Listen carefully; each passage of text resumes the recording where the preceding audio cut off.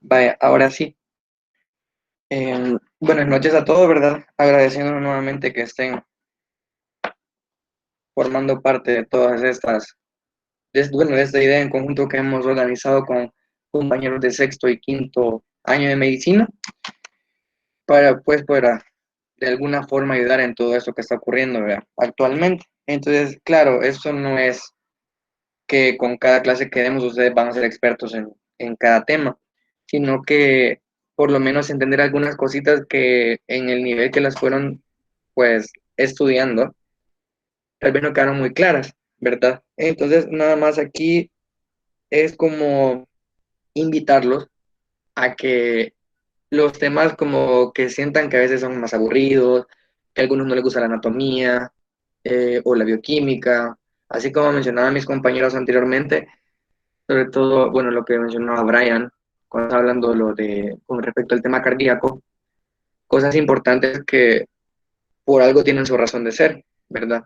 Entonces, aquí lo importante, por ejemplo, si a alguno le gusta la parte quirúrgica, pues por ley tiene que saber anatomía, ¿verdad? Entonces, la idea es aquí que se lleven a casa, que estudien, pues para aprender, porque al final ese conocimiento lo van a transmitir a sus pacientes, ¿verdad? Entonces tienen que hacerlo de forma segura, correcta, para así dar un buen diagnóstico, que es lo que caracteriza a un buen médico, aparte del buen trato humano y por consiguiente un buen pronóstico y una resolución favorable para las diferentes patologías que puedan presentarse. Entonces, sin más preámbulo, mi nombre es Benjamín López, creo que la mayoría me conoce, y el tema de hoy, ¿verdad? Como mencionamos, es acerca del sistema nervioso, algo que tal vez es complejo, pues a mi criterio es el órgano más complejo de todo el organismo, no tanto por la parte anatómica, que pues quizás es la parte que se conoce, tal vez no de lleno, pero la parte funcional es la que todavía se desconoce en muchos aspectos. Entonces, para entenderlo un poquito, pues se debe de empezar siempre en la parte básica, que es la anatomía, comprender cómo se forma principalmente, y más adelante con los diferentes temas que va impartiendo respecto a neuro, pues ir entendiendo cómo es que lo que se sabe actualmente va funcionando. Entonces aquí vamos a ver desde el desarrollo, composición y evolución del sistema nervioso. Ahora, antes de continuar, formulo esta pregunta, que me gustaría que por favor lo puedan comentar, ¿verdad? ¿Cuál o cómo se llama la unidad funcional y estructural del sistema nervioso? ¿Alguien me puede escribir la respuesta, por favor?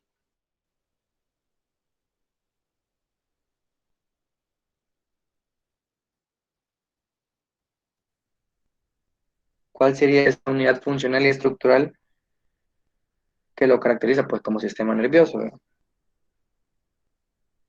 Correcto. La neurona. Exactamente. Cuando ustedes les pregunten la unidad funcional y estructural de todo ser vivo, pues, la célula, ¿verdad?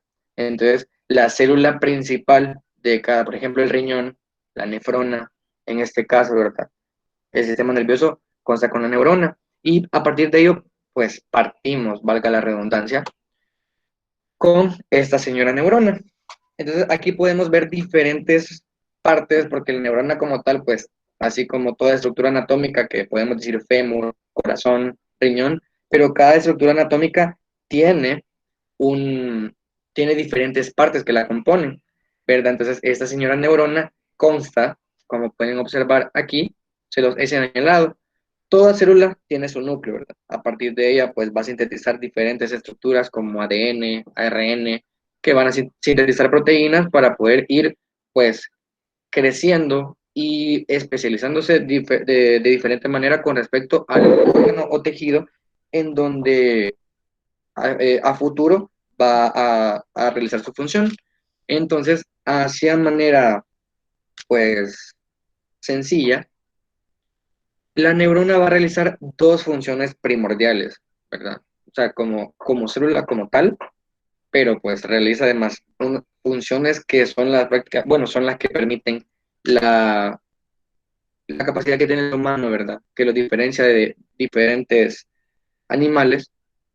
Entonces, aquí podemos observar el soma, que el soma está como, véanlo así, que como un extraterrestre, por verlo de alguna manera, en donde tenemos aquí el soma o cabeza, tenemos el tronco de la neurona y los pies, ¿verdad? Entonces imagínense que es como un animalito con cabeza, tronco y pies. Entonces, en que estas prolongaciones, siempre dentro del soma hay unas estructuras que se llaman neuritas, que las neuritas no son nada más que pequeñas prolongaciones que a medida se va diferenciando y creciendo la neurona, pues va a formar estas pues prolongaciones más grandes que al final van a constituir en este caso las dendritas. Pero que no están familiarizados con el área, pero que están queriendo aprender acerca del tema, estas son la parte de la neurona que información. Pueden ser que capte información de otra, proveniente de otra neurona, ¿verdad? Y puede ser tanto de forma eléctrica, por impulsos eléctricos que le esté transmitiendo, captando la información a nivel de las dendritas e integrándolas en el soma, ¿ok? Entonces, esto también, bueno, así como les mencioné, puede ser de manera eléctrica, pero también puede ser de manera química, a través de neurotransmisores, por ejemplo, la adrenalina, la noradrenalina, dopamina, etcétera. Entonces tenemos la función que está, pues, está captando y como les pongo en un primer punto, tenemos la conducción de la información. Se integra la información proveniente de la periferia que le está indicando una señal, la capta, llega a la neurona y algo importante es saber que, digamos, imagínense que aquí tienen otra neurona, una igualita a esta, pegada aquí. Entonces, el espacio que queda entre esas dendritas con el axón terminal de la siguiente neurona, ese espacio que se está generando se conoce como espacio presináptico. ¿Por qué presináptico? Porque la neurona tiene una característica de transmitir información a través de un término que se conoce como sinapsis, que no es más que la comunicación neuronal.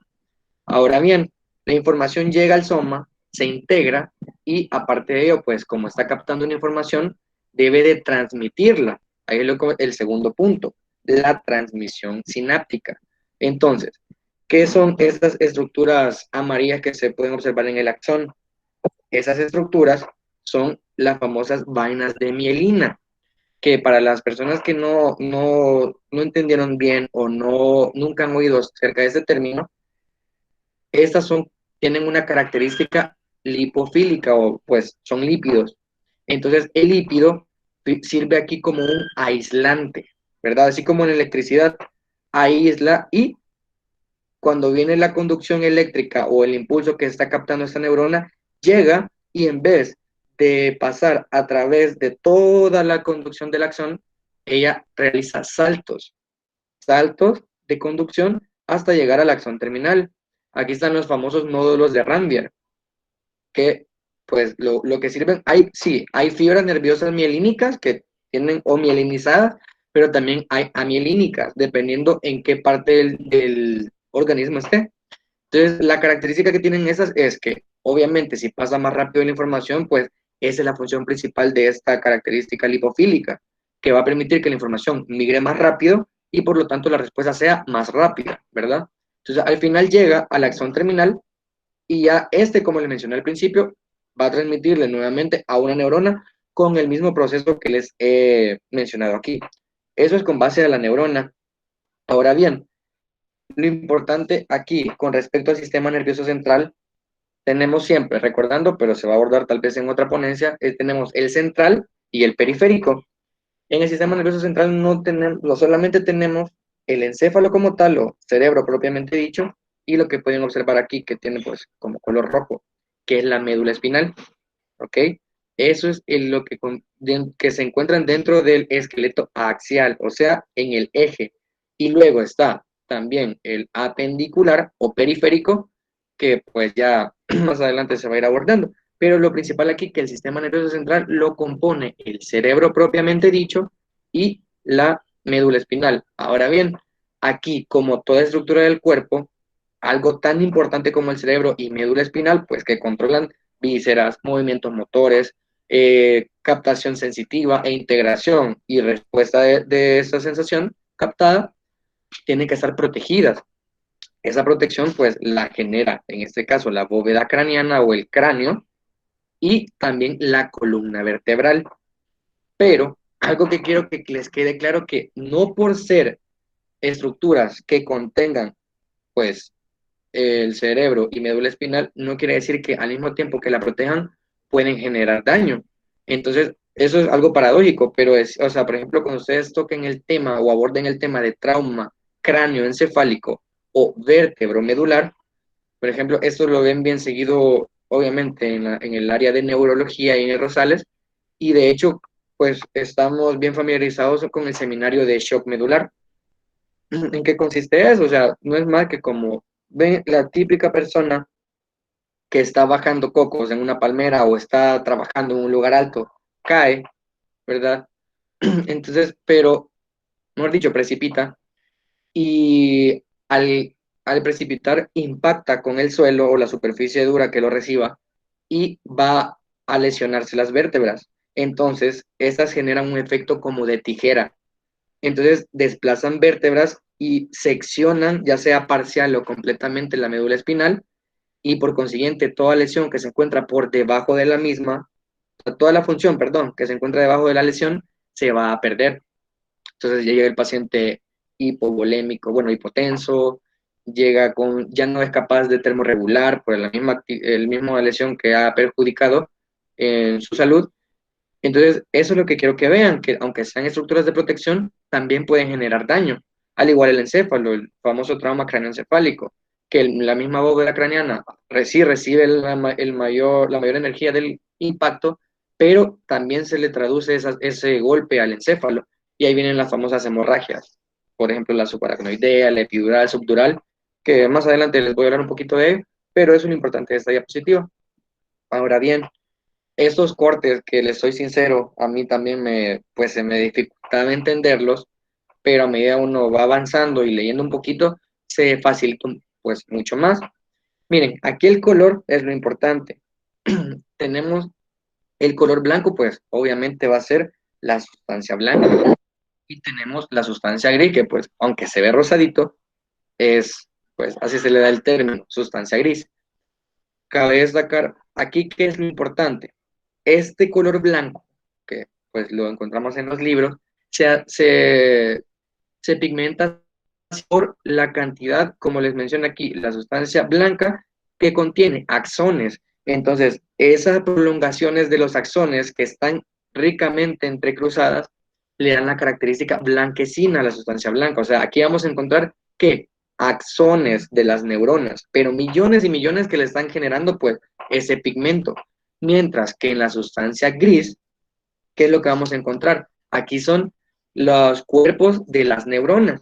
O sea, aquí está el cuerpo, lo que les mencioné al principio, ¿verdad? El cuerpo de la neurona, el soma, y aquí tenemos los axones, ¿verdad? Entonces, esas son las características que le vamos a encontrar en la corteza, y las funciones que le podemos, pues, eh, atribuir a dichas estructuras es, por ejemplo, la sustancia blanca modula la distribución de potenciales de acción, ¿verdad? O sea, recuerden que siempre potenciales de acción por un gradiente químico o por un gradiente eléctrico generan impulsos, generan actividad, y la característica que va a tener es que lo va a estar modulando, mientras que la gris lo que hace es, o sea, se está relacionado con el procesamiento de información y del conocimiento. Entonces, algo importante, que es la otra imagen que les he colocado aquí abajo, es que en la médula espinal esta característica cambia.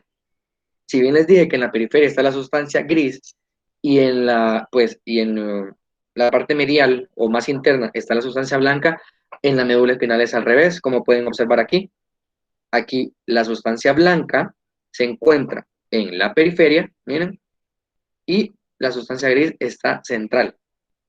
Solo para que tengan como la idea de que en el cerebro es de una forma como está distribuido los núcleos de la neurona y sus axones, y en la médula espinal es otro. Y aquí, como pueden ver en el asterisco, pues en la periferia los cuerpos celulares, o sea, aquí en la sustancia gris, forman ganglios, que ya van a servir, bueno, van a estar atribuidos más a la parte periférica, ¿verdad? Como dice ahí. Ahora bien, una pregunta. ¿Qué estructuras componen la sustancia gris del cerebro? Con base a lo que les acabo de mencionar, ¿cuál es la respuesta? A, vesículas ectodérmicas; B, axones de las neuronas, C, somitas en desarrollo, o D, cuerpos celulares de las neuronas.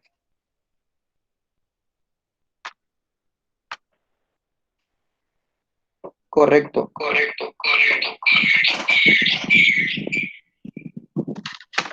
Sí, así es, correcto. Tiene la de cuerpos celulares de las neuronas.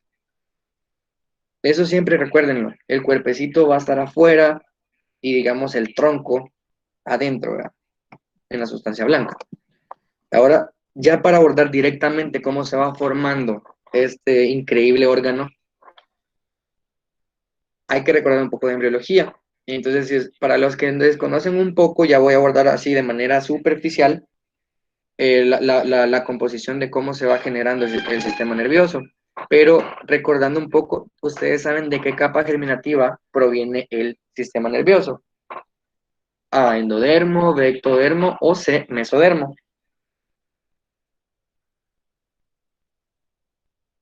Correcto, David Marcelo. Él nos dice que del ectodermo está en todo lo correcto. Así como otra estructura que proviene del ectodermo, pues es la epidermis, que para ahorita en esta imagen lo vamos a ver un poco mejor. Con respecto a esto, ya ha pasado, sí, ¿verdad? Para recordar un poco anatomía, este es el famoso disco trilaminar, ¿ok? Y en primer momento, pues fue disco bilaminar, ¿verdad? Teníamos el hipoblasto, el epiblasto, pero para no complicar mucho esta parte, lo que me interesa es que haya, está aquí el famoso ectodermo, que es la capa más externa, ¿verdad? La capa intermedia, que es el mesodermo, y tenemos aquí el endodermo. Recuerden que endo, pues dentro. Meso lo vamos a tomar, eso es como un sándwich. Yo siempre soy de recursos mnemotécnicos para poder recordar las cosas, ¿verdad? Entonces, de esta capa azul, que es el ectodermo, va a provenir la famosa placa neural. Pero aquí, ¿qué me interesa que a ustedes les quede claro? Esa estructura negra que pueden observar es la placa notocordal, que no es más. Aquí tenemos células del endodermo que se van a invaginar, o sea, van a ir, cuando escuchen la palabra invaginar, dentro, van a ir hacia adentro, migrar hacia adentro, y van, o sea, va a ser una invaginación endodérmica hacia el mesodermo. Al final, aquí siempre medialmente se va a generar la famosa notocorda, que ya la vamos a tocar más adelantito. Esa notocorda no es más que el escenario que va a permitir que empiece a dar unos famosos pliegues que vamos a ver más adelante. Entonces, ella sirve como estructura base para que se dé ese pliegue. Cabe destacar que, por ejemplo, ya lo, el resultado que va a dar de la notocorda al final tiene que desaparecer. Eso es importante saberlo, porque al final ella, lo último que queda de la notocorda se convierte en los famosos discos intervertebrales, el anillo fibroso y el núcleo pulposo, ¿verdad?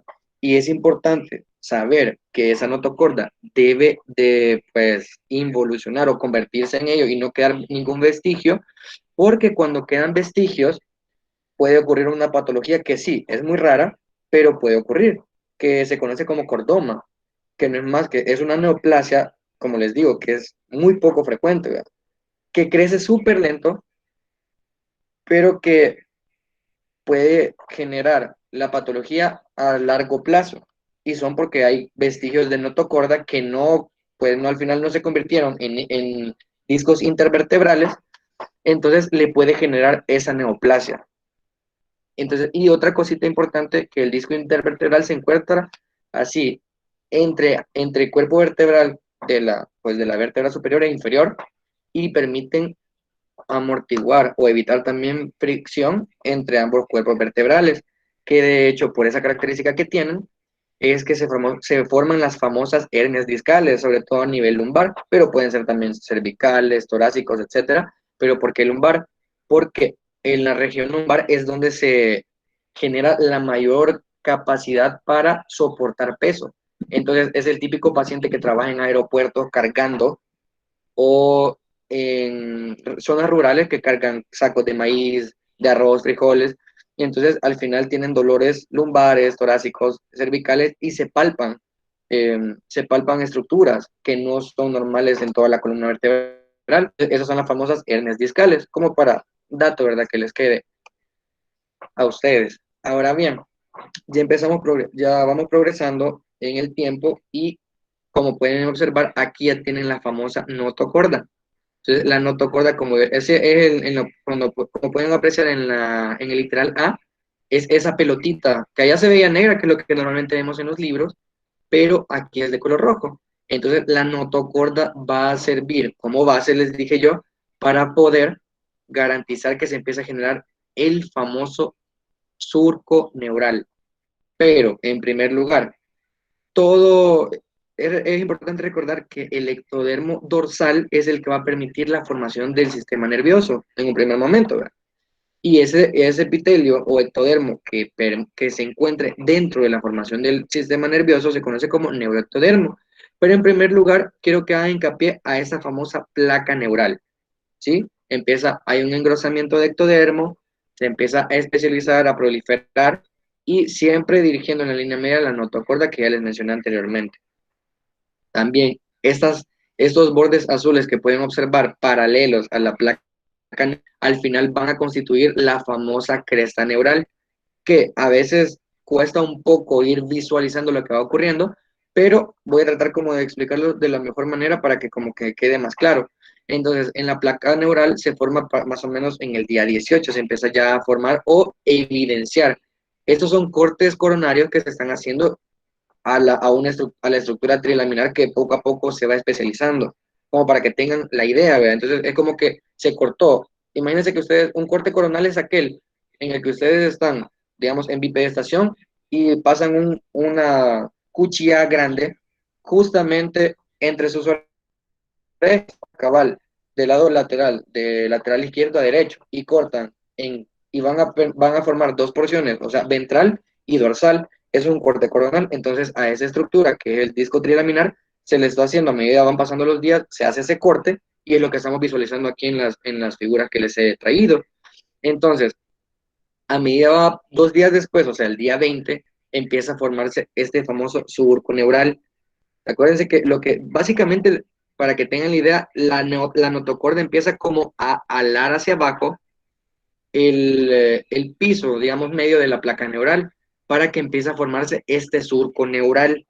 Quiero que pongan bastante atención en esto, porque de hecho aquí surge una patología que tal vez no es, bueno, es un poco frecuente, pero que se presenta pues obviamente al nacimiento, que son alteraciones estructurales que van a tener los niños, son malformaciones que ya traen.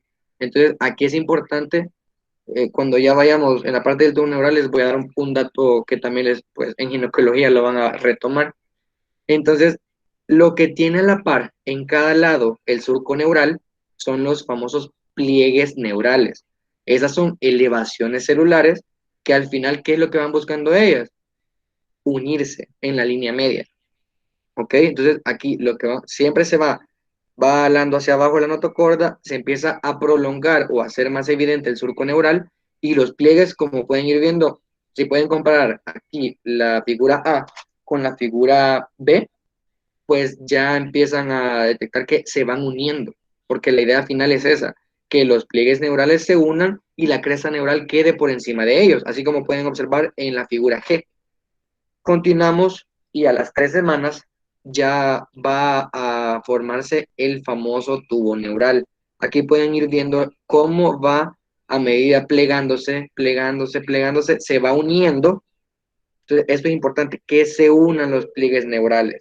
Cabe destacar que esto es a nivel cervical, o sea, imagínense que el fetito está pues de espaldas, obviamente, ¿verdad? Entonces, a nivel como del cuello, pero a nivel medio, está pasando todo esto. No es que se esté uniendo ya a nivel del futuro encéfalo o en el polo superior que esté pasando esto, porque ya vamos a tocar ello, pero en la línea media, justo a la mitad, es donde empieza a darse el plegamiento del tubo neural, ¿ok? Bueno, de los pliegues neurales que al final van a formar, se fusionan y ya generan el famoso tubo neural. ¿Qué es lo que les mencionaba que es importante para que recuerden que, pues, en ginecología lo van a ver bastante? Es que para ello son necesarios los folatos. ¿Por qué? Porque los folatos tienen mucho que ver con la síntesis de ADN y ARN, que si que recordamos bioquímica eh, son, pro- eh, son muy necesarios para que se dé la síntesis de proteínas, o sea, para que empiece a crecer el tejido, se empiece a diferenciar y generar lo que se conoce aquí como tubo neural. Por eso la paciente embarazada, inclusive desde antes de la concepción, se le recomienda que pues empiece a consumir ácido fólico, que es lo que le dejan los ginecólogos, ácido fólico y hierro, ¿verdad? Hierro para la posible anemia, para prevenirla, y el ácido fólico para evitar que ocurra esto, que por decirles una patología, va la anencefalia es por esta misma razón, queda así y no se fusionan los pliegues neurales. Entonces, lo ideal es que se genere el tubo neural, se fusionen los pliegues y pues se desarrolle de manera adecuada. Entonces, ya progresando en el tiempo, aquí es lo que yo les mencionaba, para que la famosa imagen que veíamos en neuro, ¿verdad? Es lo que les digo, la fusión del tubo neural se da en esta parte media, no se da aquí. Uno pensaría, pero el cerebro va a estar aquí en el futuro, sí, pero el pliegue neural se empieza a fusionar aquí en la parte media, como les dije yo, a nivel cervical. Aquí sí, evidentemente, se va a encontrar el encéfalo y pues posteriormente médula espinal y todo hacia abajo, ¿verdad? Entonces, estas dos estructuras que son aperturas. Aquí ya se fusionó, miren, está cerrado ese tubo neural. Entonces, ¿qué es lo que va a ir pasando? Las dos estructuras que quedan abiertas se conocen como poros. Los neuroporos van a ser, está el cefálico, que pues, donde se va a alojar el encéfalo más adelante, y el caudal, o sea, el inferior, ¿verdad? Cabe destacar que el que primero se va a cerrar, a medida se vaya progresando en la vida fetal, va a ser el neuroporo cefálico. Y aquí, como pueden ver en la diapositiva, se cierra aproximadamente, la bibliografía cambia, pero en promedio en el día 24 hay cierre del neuroporo cefálico o superior. Y a eso aproximadamente el día 27 se cierra el neuroporo caudal. Cabe destacar, estas vesículas que pueden ver aquí, paralelas, son muy importantes, porque esto que estamos viendo es lo que se conoce como neurulación. Entonces, en esto es la primaria, ¿verdad? Porque es lo que está ocurriendo directamente en la formación del tubo neural, y las vesículas que se van encontrando lateralmente, al final van a coalicionar, se van a unir y van a permitir que se termine de cerrar el neuroporo caudal para pues empezar ya la formación como médula espinal como tal. Entonces, esa coalición de las vesículas laterales se conoce como neurulación secundaria. Y como pueden ver, aquí el tubo neural va a ser el precursor del encéfalo o cerebro y médula espinal. El neuroepitelio es el precursor de células del sistema nervioso central y de la cresta neural. Miren, algo que me gustaría que quedara claro es que la cresta neural, si pueden revisar bibliografías, de hecho la toman como una posible cuarta capa germinal. ¿Por qué razón? Porque tienen una gran característica de células pluripotenciales. ¿Qué significa eso? Que tienen una gran capacidad de poder generar diferentes tipos de células. Porque, por ejemplo, de la cresta neural pueden provenir los melanocitos, ganglios espinales, los pares craneales, ganglios simpáticos, las células, se recuerdan las células cromafines que se encuentran a nivel de la glándula suprarrenal, que permiten la síntesis de adrenalina, proviene de aquí también. Y algo muy importante es que también deriva, o sea, de ella van a derivar los plexos mientéricos. ¿Y por qué es importante el plexo mientérico? Porque cuando hay alteraciones o no se forma de manera correcta dicha estructura, como controlan la inervación a nivel de los movimientos peristálticos, puede haber problemas con la peristalsis, o sea, no va a haber un adecuado movimiento de intestinos, entonces no va a haber una buena digestión, no va a haber una buena absorción, entonces obviamente van a haber problemas a futuro. Entonces eso cabe destacar, muy importante, que controlan, así que si provienen de ahí obviamente van a controlar su función más adelante. Y con respecto a esto, también es importante que la cresta neural tiene diferentes, ¿cómo decirle? Se subdivide. Entonces, la cresta neural como tal tiene subdivisiones que pueden llevarse digamos, la cresta neural cardíaca, la cresta neural del tronco, la cresta neural cefálica y la sacral y vagal. Se puede subdividir en 4 tipos. Vaya, con respecto a esto, la primera, la cresta neural cefálica, o sea, prácticamente va a dar el mesénquima craneofacial, el tejido conjuntivo, cartílago y hueso, pues, de la cara, ¿verdad? Son lo que va a provenir de la porción de la cresta neural con característica cefálica. Por ejemplo, de la cardíaca, sí, provienen melanocitos, tejido neuronal, muscular y conjuntivo de grandes arterias. Y de hecho, como si se recuerdan con la clase de Brian, el septo que separa la aorta y la arteria pulmonar, pues proviene de esta señora, la cresta neural cardíaca, por darles un ejemplo. Luego viene la del tronco, que creo que quizás es la un poco más compleja, y la sacral y vagal. Les voy a hablar de la última primero. Solamente cosas que provienen de ella, ¿verdad? De ella, ahí viene lo que les digo, sacral y vagal. Si recuerdan, la parte peristáltica o la apertura de esfínteres que permiten que se dé una mejor digestión a nivel, pues, obviamente intestinal, está a cargo del sistema nervioso parasimpático, ¿verdad? Entonces, ganglios parasimpáticos del intestino provienen de aquí, lo que yo les mencionaba, el plexo mientérico. Entonces, viene de la porción sacral y vagal de la cresta neural. Y la del tronco, aquí se diferencian 2 cositas. En primer lugar, es la ruta por cómo van a migrar estas células. Hay dos, está la temprana y la tardía. La temprana es la que va a ser de manera ventral, o sea, hacia adelante, ¿vea? Entonces, esta va a generar células, por ejemplo, del sistema nervioso periférico, y la tardía lo hace dorsal, o sea, hacia atrás y lateralmente. Y esas, por ejemplo, van a generar células de Schwann del sistema nervioso siempre. Entonces, eso es importante que, como un dato que les estoy dando, que la cresta neural prácticamente puede ser tomada como una cuarta capa eh, germinativa por su gran capacidad para poder transformarse en diferentes células. Eso es súper importante. Ahora bien, les hago una pregunta. Con respecto al neuroporo, a los neuroporos les hago la pregunta entre cefálico y caudal, ¿en qué día se cierran cada uno de los mismos? Aquí me responden la C, correcto. El neuroporo cefálico les dije yo que se cierra antes, o sea, a los 24 días aproximadamente, y a los 27 días se cierra el caudal respectivamente, como les dije, por neurulación secundaria, o sea, coalición de vesículas, ¿verdad? Ok. Ahora, como una pequeña información aparte son las famosas placoas que menciona el libro. Aquí pueden ver, las placoas no son más que engrosamientos del ectodermo, ¿verdad? Entonces, aquí la famosa placoda óptica, como por el mismo nombre les va a dar de la estructura que va a provenir de ellas. Aquí pueden ver ya el corte y de hecho ya va tomando de un pequeño, de un futuro bebé. Aquí pueden ver también ectodermo, aquí van a ver la futura faringe y empiezan a verse estructuras. Aquí miren, tienen el surco neural que les dije, la notocorda, aquí están los pliegues neurales que van buscando ya la unificación y la cresta neural que siempre va alando los pliegues neurales y al final va a quedar como una coronita, ¿vea? Entonces la placuada no es más que engrosamiento especializado de ectodermo que va a dar estructuras futuras, ¿ok? Vaya, ya vamos con la producción de neuronas y neuroglia.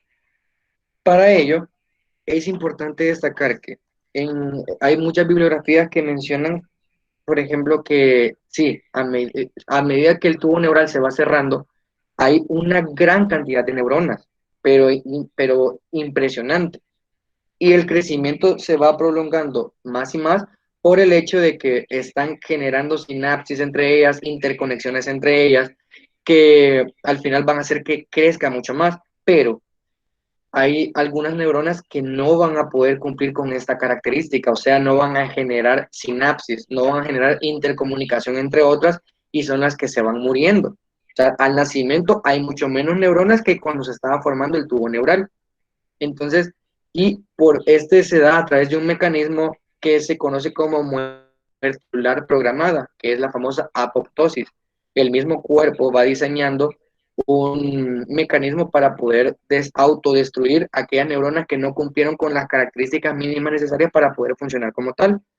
Estas neuronas ya empiezan a aparecer a eso de la cuarta y 20 semana de gestación, ¿verdad? Ya desde que va creciendo el feto.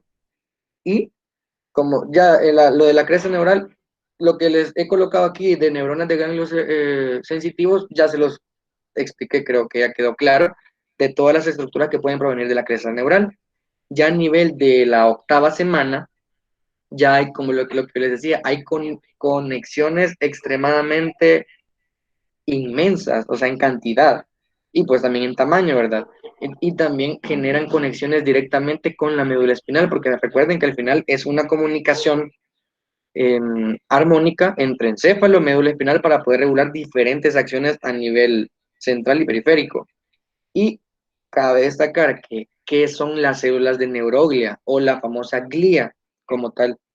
No, para que tengan la idea que toda célula que no es neurona y obviamente pertenece al sistema nervioso, se conocen como glía.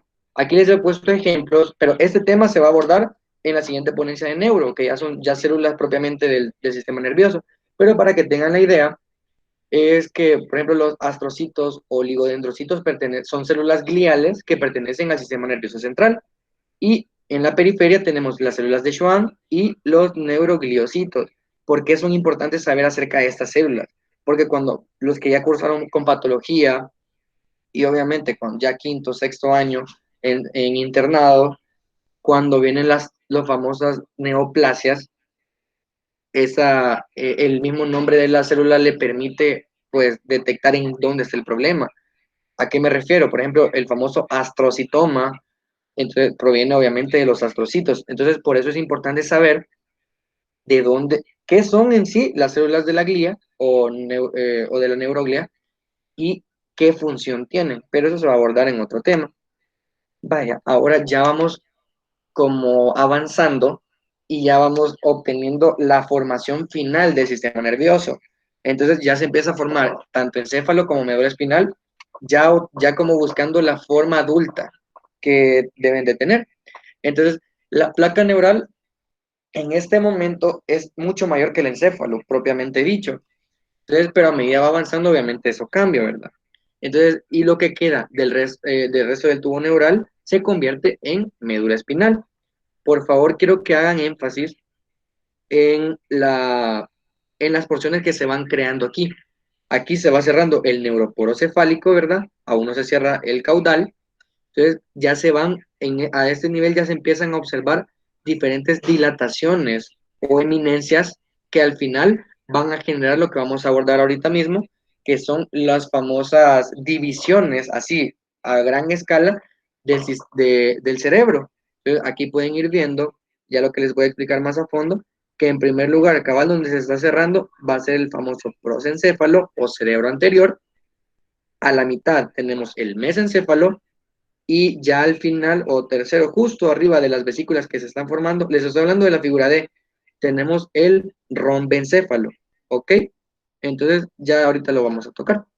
Para que ya vayan como, y si tal vez con las imágenes que he traído cuesta inclusive visualizar lo que está pasando, aquí ya se puede apreciar mucho mejor. Aquí ya se va viendo el bebé, pues ya con su forma que va a futuro ir generando las estructuras que ya les mencioné. Entonces, aquí están las famosas divisiones principales del sistema nervioso. Cada una de ellas se va a dividir, excepto el mesencéfalo. Entonces, yo les dije, ¿verdad? La estructura azul es el prosencéfalo, que va a ser el cerebro anterior. Aquí es importante lo que yo les decía. Aquí se da la patología que ya voy a abordar al final, cuando los pliegues neurales del polo cefálico o el neuroporo cefálico no se cierran. Entonces tenemos el cerebro anterior o prosencéfalo, antes, o sea, cerebro anterior. Mesencéfalo, cerebro medio, de color moradito, violeta. Y el rombencéfalo es el cerebro posterior, el que ya está enlazado a la médula espinal, o sea, se va a continuar como médula espinal y es la conexión que existe entre el encéfalo, propiamente dicho, y la médula espinal. Y ya vamos a ver qué estructuras provienen de cada uno de ellos. Bien, Aquí tenemos esta estructura de micro que les soy sincero, yo hasta esta ponencia, pues después de leer, entender e integrar, pues ya entendí, valga la redundancia, en qué consistía pues lo que iba pasando, ¿verdad? Porque yo veía esto, yo decía, no, no sé, o sea, no entendía realmente. Y la idea de esto es que generar técnicas para que les sirvan, para que se acuerden. Entonces, el granito quizás de o semilla que quiero dejar en ustedes, o tip para que tal vez me recuerden o se les haga un poco más fácil recordar, es el siguiente. Entonces, tenemos lo que les decía, ¿verdad? El color celeste del prosencéfalo cerebro anterior. Eso está ocurriendo en la semana 5. Sí, lo que les estaba generando las famosas dilataciones estaban entre 4 y 5 semanas y a la quinta semana está ocurriendo ya las subdivisiones o especializaciones de cada una de las divisiones principales del encéfalo. Entonces, del prosencéfalo, ¿qué vamos a obtener? El prosencéfalo o cerebro anterior, tenemos en la tele, van a colocar el canal 10. Así pues yo lo recuerdo. Entonces, en la tele ponen canal 10, entonces van a tener el telencéfalo y el diencéfalo. Tele, canal 10, ¿ok? Entonces tenemos telencéfalo, de aquí, ¿qué se va a formar? Propiamente los hemisferios cerebrales, o sea, el cerebro, bulbos olfatorios, ¿verdad? Entonces, pero aquí también tenemos los hemisferios que les mencionaba y el cuerpo estriado. Este, señor, es importante y no es más que una masa de sustancia gris con funciones motoras, ¿ok?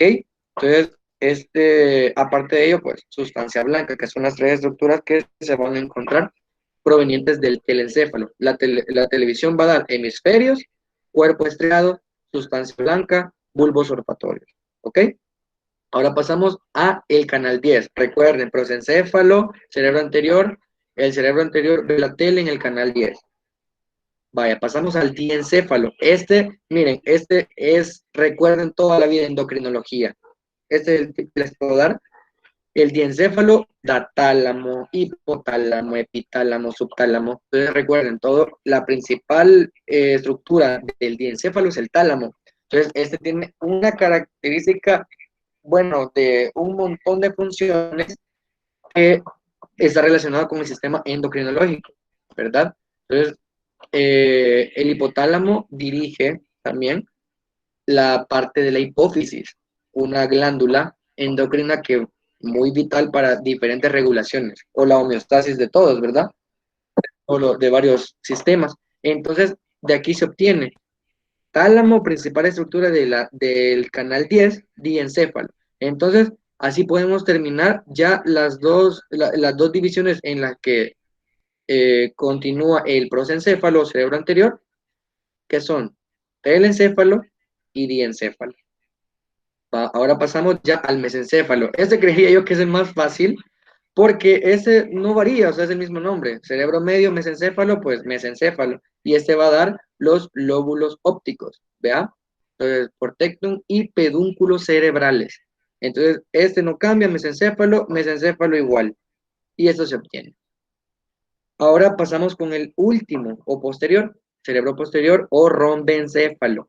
Entonces aquí, miren, la otra técnica que les traigo, así como la tele en el canal 10, es solo hay tres posibles que pueden llevar M y el único pues que no puede ser es el mesencéfalo porque está en la mitad. Entonces, tenemos que al rombo le vamos a meter miel. Entonces, al rombencéfalo se divide en metencéfalo y mielencéfalo. Cuando ustedes escuchen miel en medicina, pues obviamente no a la comida, lo van a relacionar con médula espinal. Ahí así como mencionaba Gustavo en las alteraciones del tubo neural, está el mielomeningocele, que por obvias razones van a pensar que hay alguna alteración que esté pues dañando la médula espinal. Por eso, médula, ¿ok? Entonces, como les digo, al rombo le van a meter miel. Así van a saber qué estructuras provienen del rombencéfalo, o sea, en qué se diferencia, y del metencéfalo viene ya el tronco encefálico, ¿ok? Entonces, si el mielencéfalo es la última parte que van a tocar justo allá para convertirse en médula espinal a nivel de la decusación de las pirámides, entonces es el bulbo raquídeo o médula oblongada. Justamente lo que está arribita de la médula tenemos el bulbo raquídeo. Entonces, es lo último de la miel, la miel, el mielencéfalo, bulbo raquídeo. Y lo único que queda del tronco encefálico son el cerebelo y el puente. ¿Ok? Entonces, al rombencéfalo le meten miel y del metencéfalo vienen dos estructuras y del mielencéfalo solo uno y hace el conecte con la médula espinal, o sea, bulbo raquídeo. Entonces, ¿qué les queda? Cerebelo y puente, que para tener una como pequeña idea de como de las estructuras que pueden ir pues mencionándose inclusive en el capítulo, por ejemplo, de la médula oblongada o el bulbo raquídeo, este controla diferentes características o regula, mejor dicho, la función cardíaca, la función respiratoria, la gastrointestinal e inclusive vasoconstrictora. Y pues, por arriba lo están limitando el puente y por debajo, como les dije, si es la continuación, vea, va a ser la médula espinal. Vaya, y digamos, esa es la médula oblongada. Y con respecto al puente, como pueden, bueno, está un poco cortado, pero es el famoso puente de Barolio, puente, ¿verdad? Entonces, la función de este no es más que comunicar el cerebro con la médula espinal, así como el encéfalo y el bulbo raquídeo. O sea, es una conexión anatómica, pues, y funcional que genera el puente de Barolio. Y ahora, el mesencéfalo, ¿qué función tiene? Este sí ya conduce impulsos nerviosos de característica motora, desde la corteza cerebral, pues, como evidenciamos al principio, hasta el puente. Y este va a conducir impulsos también sensitivos desde la médula espinal hasta el tálamo, que dijimos que el tálamo venía del diencéfalo, ¿ok? Entonces son las funciones que van teniendo cada uno de ellos. Ahora, el cerebelo, sí, el cerebelo se relaciona, creo que lo que piensa uno siempre es equilibrio, pero lo que hace el cerebelo realmente es que procesa información que proviene de la periferia, como él les mencionaba, ¿verdad? O de distintas estructuras anatómicas y va a llevar, o mejor dicho, capta de otras partes del cerebro la información y también de médula espinal, de receptores pues sensorios que les menciono, y al final va a indicar el tiempo justo con base a la coordinación en donde va a llevar o tomar a cabo diferentes movimientos, o sea, va a llevar movimientos coordinados para poder responder, ya sea en este caso, por ejemplo, al nivel del músculo esquelético, para generar una respuesta coordinada a un estímulo que esté generando alguna señal que éste lo capta y dice, bueno, realicemos esto para que, por ejemplo, cuando se siente mareado uno, genera movimientos con brazos, ¿verdad? Piernas, para evitar pues que se precipite uno o caiga en el suelo. Y por ejemplo el diencéfalo, de este es lo que yo les mencionaba, que el diencéfalo, el núcleo principal es el tálamo, ¿ok? Y este transmite información de tipo sensorial entre diferentes partes del sistema nervioso central. Y esto lo que hace la característica es que tiende a que esa información se haga un poco más precisa. Y ya para ir terminando así, como manera medio explicativa, el telencéfalo, este representa el nivel más alto de la integración somática y vegetativa. Entonces, y también, o sea, del sistema nervioso, ¿verdad? Y lo que está conformado por lo que les mencionaba aquí al lado derecho, por la corteza cerebral propiamente dicha, hemisferios, la sustancia black y que dentro de este se encuentran otros núcleos, pero eso lo vamos a abordar ya en otra ponencia. Quiero yo que quede claro lo principal aquí, en qué se divide principalmente el cerebro, de en qué va a dar, en qué se va a subdividir cada uno de ellos y qué de esas subdivisiones se va a obtener. ¿Ok? Eso es lo que a mí me interesa. Ya después lo otro lo pueden ir abordando cada uno en su lectura, pero me interesa que sepan que se divide en prosencéfalo, mesencéfalo, rombencéfalo. Y cada uno, el pro el prosencéfalo va a verter en el canal 10. Meso, no hay ningún pierde ahí. Y al rombo le van a meter miel. Eso, con que se lleven eso a casa, pues para mí creo que es ganancia. Y ya lo que cada uno sepa, o de aquí con esta imagen la pueden nuevamente ver cuando el video se suba al canal, qué estructuras provienen de cada uno de ellos. Vaya, la proliferación y diferenciación sigue aumentando y con esto se genera un pliegue longitudinal en las caras internas del cerebro. Entonces, aquí lo que quiero que observen es justamente este pliegue, un pliegue longitudinal que se está causando de manera lateral a lateral, que se conoce como surco limitante. Este va a permitir diferenciar, o mejor dicho, dividir entre la placa alar, que es posterior, y la placa basal. Aquí yo sé que, digamos, hay como yo lo siento algo paradójico porque alar me suena como arriba o superior, ¿verdad? Pero esto va posterior o ventral, pero es la parte posterior. Y aquí es la placa basal, que yo lo siento como posterior, pero aquí es al revés, va anteriormente. Entonces, la placa alar es posterior y esta va a recibir fibras aferentes. Yo a veces sí, la palabra aferente y eferente siempre tiende a confundir, pero yo la manera en cómo recordé o evitaba olvidar qué era cada cosa, o sea, qué es lo que entra y qué es lo que sale. Cuando ustedes escuchen aferente, recuérdense la palabra hacia adentro, o sea, va a entrar información proveniente de la periferia. Y cuando ustedes escuchen eferente, la palabra exit, fuera una respuesta de carácter, digamos, motor, ¿ok? De ahí, lo importante también está la placa del techo y la placa del piso. De estas, la que les explicaré así medio, ¿verdad? Es que la placa del piso está inducida por que se recuerdan que es lo que estaba justo en la mitad debajo que servía como escenario para que se diera la formación de los pliegues neurales, todo lo demás, pues aquí sigue funcionando o sigue generando acción que es la famosa notocorda, aquí abajito en azul. Entonces, esa placa del piso es inducida por la notocorda y va a permitir dividir la placa basal en lado derecho y lado izquierdo. Ahí como pueden ver también en el centro una estructura romboidea, son dilataciones. En este caso, pues podría ser el tercer ventrículo. Los ventrículos no son más que cavitaciones o dilataciones o espacios en donde, ¿qué es lo que va a circular? El famoso líquido cefalorraquídeo. Y como pueden observar en el lado izquierdo de la imagen, van aquí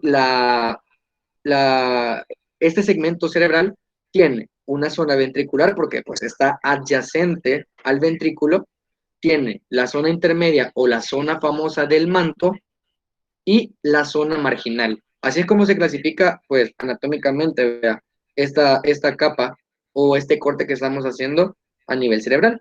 Entonces, placa alar posterior capta eh, estímulos aferentes, los integra, los pasa a la placa basal y que va a generar respuesta eferente y va a llevar respuesta ya sea sistema musculoesquelético, sistema digestivo, cardíaco, etcétera, ¿ok?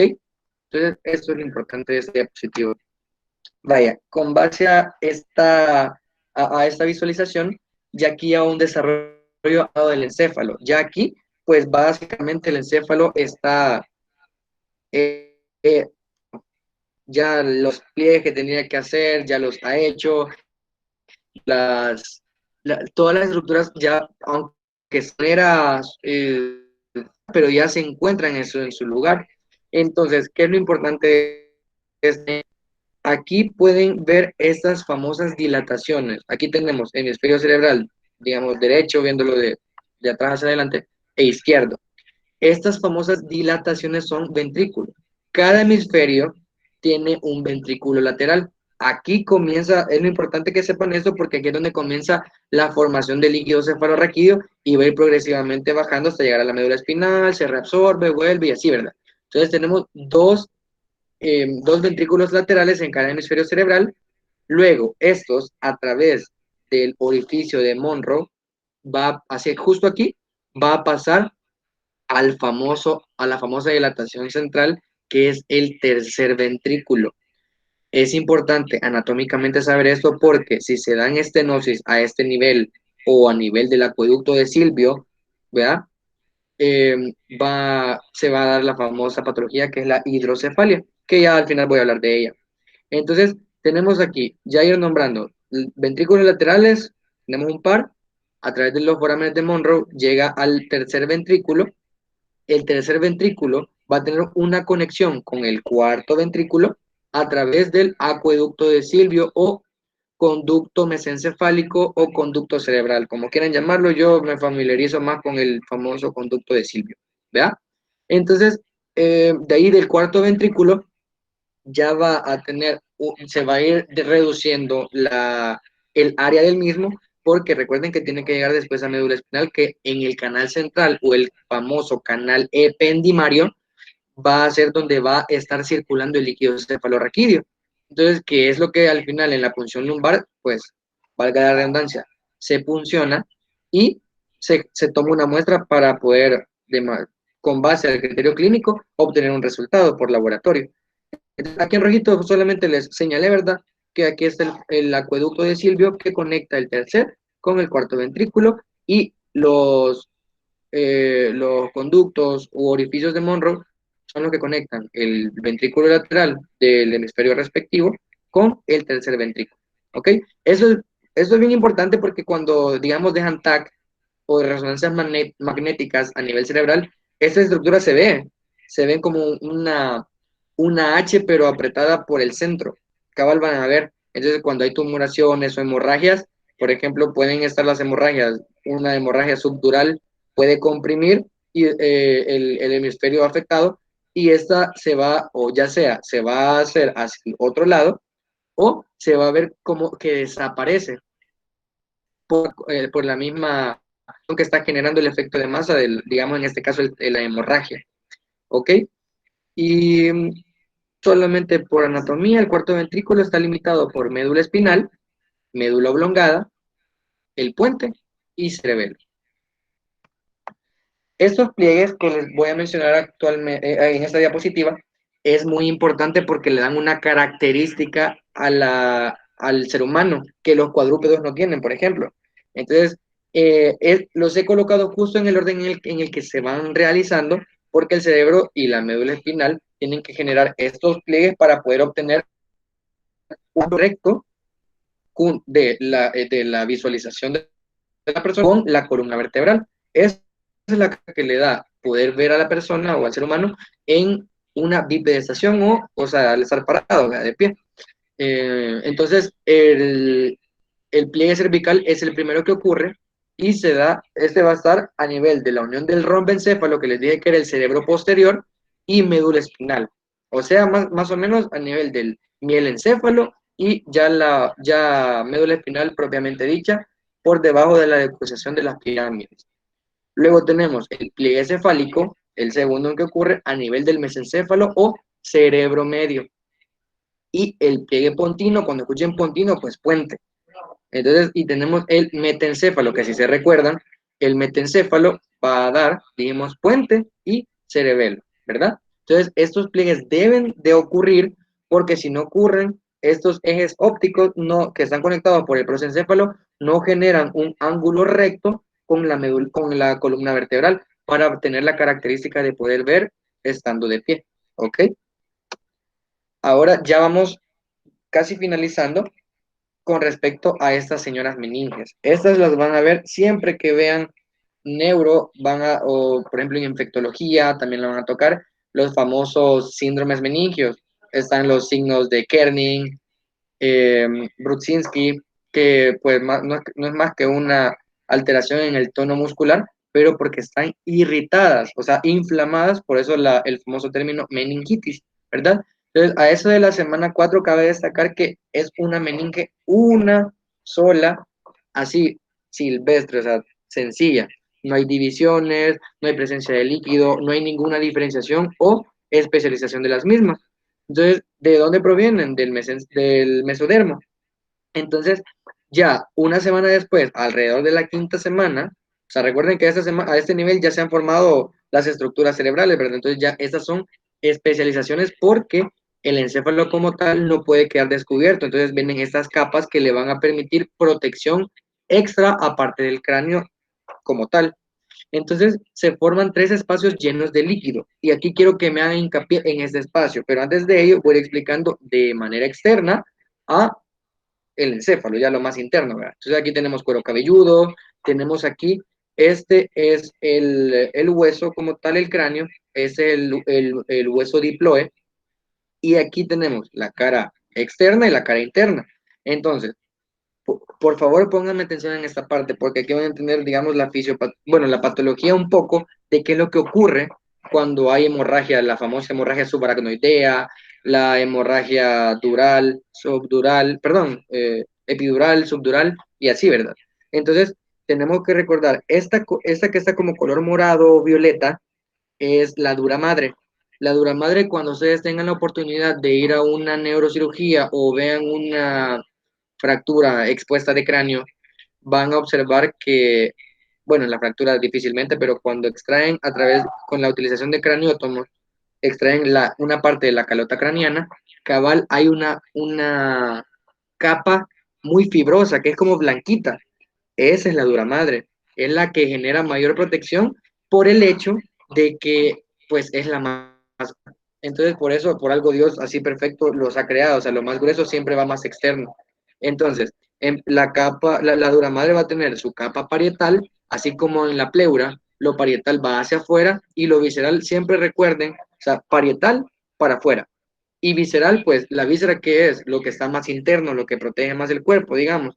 Entonces, lo visceral siempre va más hacia el interior. Entonces tenemos la capa o pared parietal de la dura madre y la visceral, que esta va a tener contacto con la siguiente capa, que es la aracnoides. Acuérdense que la arañita va en medio, ¿ok?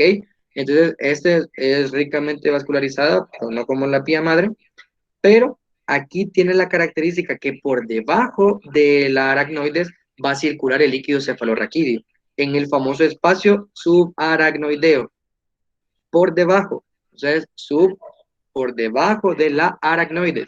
Entonces, cabe destacar que la dura madre es sí, les mencionaba que era más externa y la aracnoides con la pía madre son las que se conocen como leptomeninges, pero las leptomeninges son la capa interna o visceral del aracnoides con la capa parietal, por decirlo así, de la pía madre.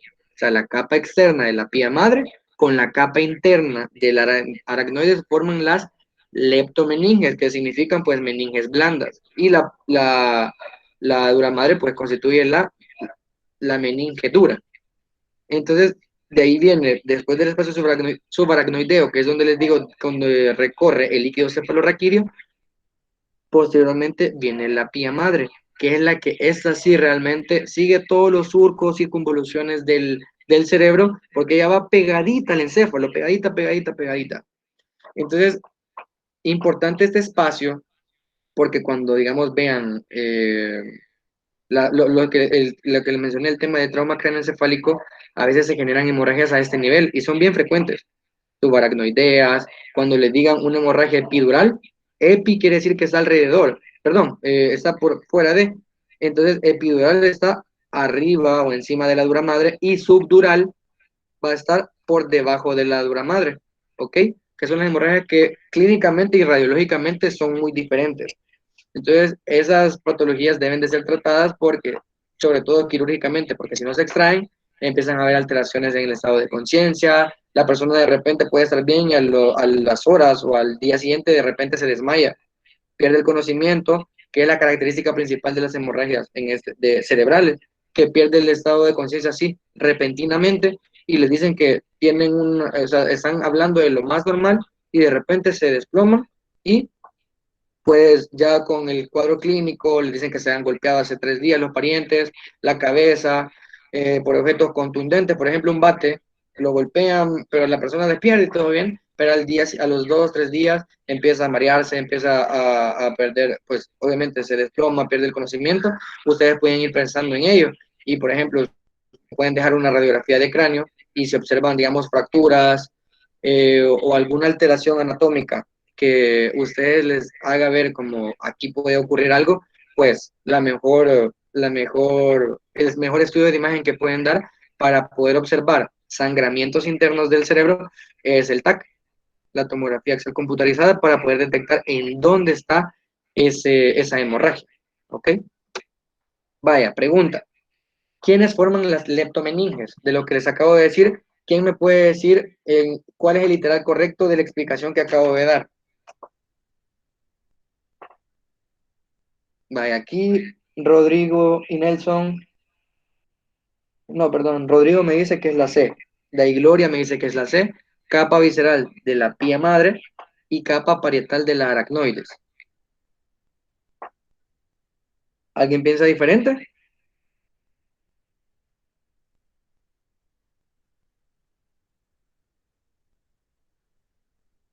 Bueno, entonces nos vamos a ir con la C.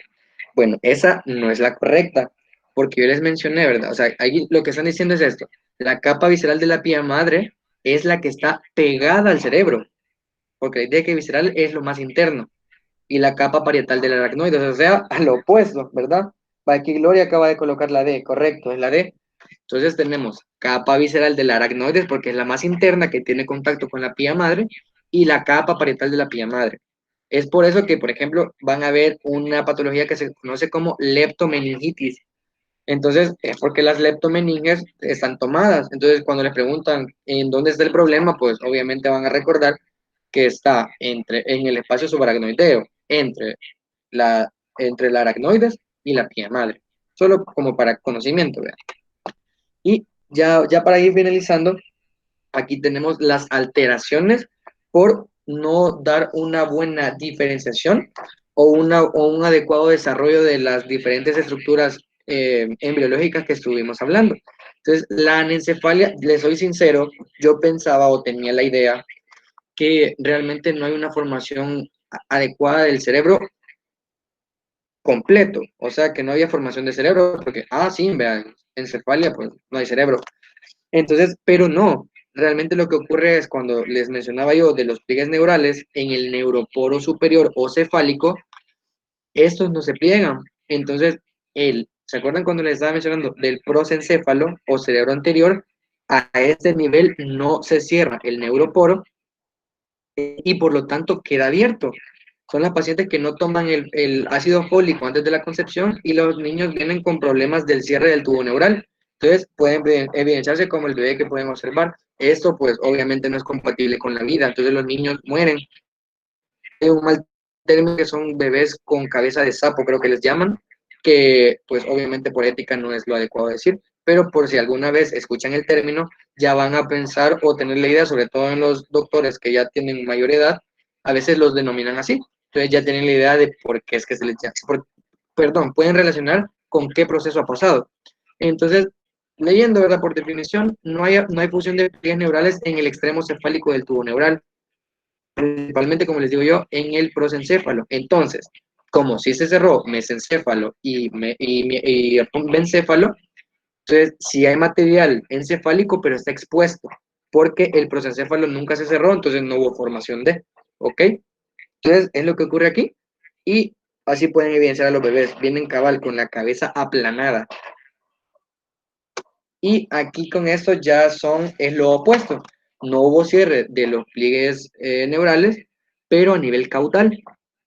Esto sí, pueden decir, digamos que son, entre comillas, malos, porque el bebé, pues, bueno, nace, puede vivir, pero siempre hay una alteración, ¿ok? Entonces, vaya, es importante saber cuál fue el problema. Tenemos el mielocele o rasquisquisis, que aquí no se fusionó el extremo caudal del neuroporo caudal, y hay abundante área de tejido nervioso no funcional en la región lumbosacra, ¿ok? Entonces, el mielocele es el tipo de espina bífida más complicado de todos. Eso es importante recalcarlo, pero en la espina bífida oculta, vaya, del mesodermo, sí unir los arcos vertebrales, y van a haber estructuras que van a permitir que se forme obviamente una adecuada columna vertebral, ¿de acuerdo? Pero, ¿qué es lo que ocurre? Por ejemplo, en la espina bífida, en la parte menos grave, o sea, la médula no va a estar tomada. Como yo les mencionaba, cuando ustedes escuchen mielo, siempre piensen en médula, ¿ok? Entonces, en el mielo meningocele, bueno, en primer lugar, la espina bífida oculta es lo último que voy a tocar. La gran diferencia que nosotros vemos en anatomía cuando nos hacen los cortes, el miele y el mielo meningocele. Meningocele no es más que un quiste, ¿ok? No hay formación de arcos vertebrales, pero no hay toma de médula espinal. O sea, hay líquido cefalorraquídeo circundante aquí y se puede observar como una pequeña protuberancia a nivel lumbar o sacro, ¿ok? Pero como les digo, aquí está la médula espinal terminando y no está ninguna parte de ella dentro del quiste, O sea, y la terminación meningocele, o sea, recuerden algo que tal vez no les dije, que a veces las meninges solo las relacionan con el encéfalo, pero las meninges también forman parte de la médula espinal, la vienen recubriendo de forma externamente la dura madre, aracnoides medial y pia madre en la parte más interna. Entonces, meningocele es meninges, ¿ok? Que están aquí, pero y la palabra cele, o sea, cele indica hernia, ¿ok? Y la hernia no es más que una salida de contenido de una cavidad hacia otra donde normalmente pues no tiene que hacerlo. Entonces, esta formación, no hay formación de los arcos vertebrales permiten que pues obviamente la médula espinal tenga su posición anatómica normal y no ocurra esto. Y en el mielomeningocele ocurre lo mismo, pero la médula espinal ya está formando parte de ese quiste o herniación, ¿ok?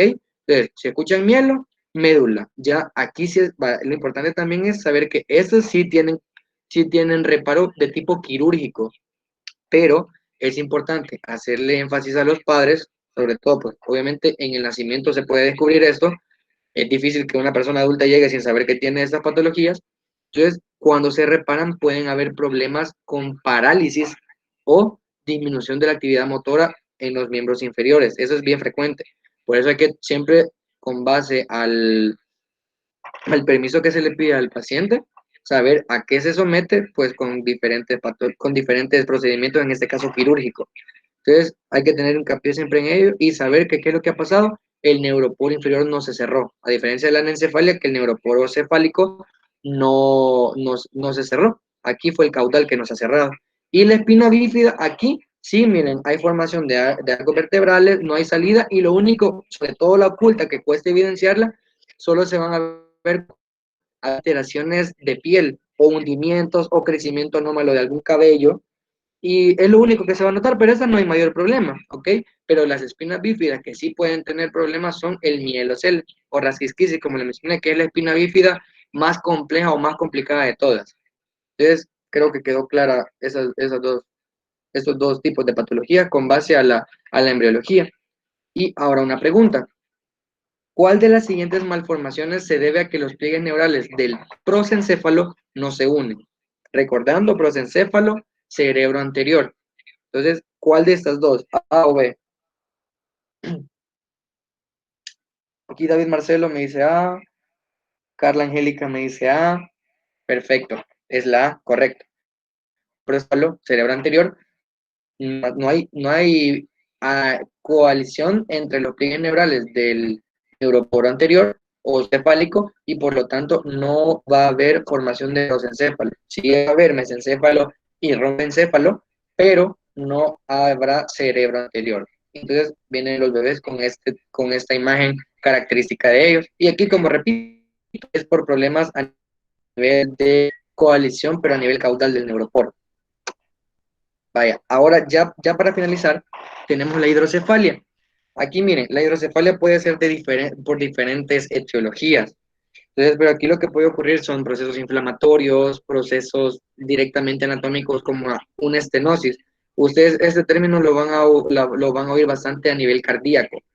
Van a escuchar insuficiencia y estenosis de las válvulas. Entonces, la estenosis no es más que un sobreestrechamiento, por decirlo así, de manera no adecuada, pero digamos, algo que normalmente se está apretando más de la cuenta. Eso es una estenosis, sobreestrechamiento, para que no se les olvide del acueducto cerebral, o sea, el conducto de Silvio, ¿verdad? Que conectaba el tercer ventrículo con el cuarto ventrículo. Entonces, una estenosis aquí o a nivel de los conductos de Monroe que comunican el ventrículo lateral con el tercer ventrículo. Entonces, ¿qué van a hacer? Si hay estenosis, obviamente el flujo de líquido cefalorraquídeo se disminuye y como se está creando, obviamente empieza a haber dilataciones porque se está sobreagregando el líquido cefalorraquídeo, el cual no está fluyendo de manera normal a la médula espinal y todo lo demás. Entonces se empiezan a engrosar y este líquido empieza a acumularse y empieza a crecer y es por eso que, por ejemplo, en las ultrasonografías el, el médico pues detecta esos crecimientos anómalos de la cabeza. Entonces pueden evidenciar las famosas cisternas, que eso se va a abordar en el tema del flujo de líquido cefalorraquídeo. Pero de manera general, quiero que se lleven a casa eso, que una estenosis en cualquiera de los puntos donde intercambian líquido cefalorraquídeo puede generar una sobreagregación de líquido cefalorraquídeo y es como que ustedes taparan una manguera, ¿verdad? Entonces, o una casa empiezan a llenarla de agua, pero la puerta está abierta.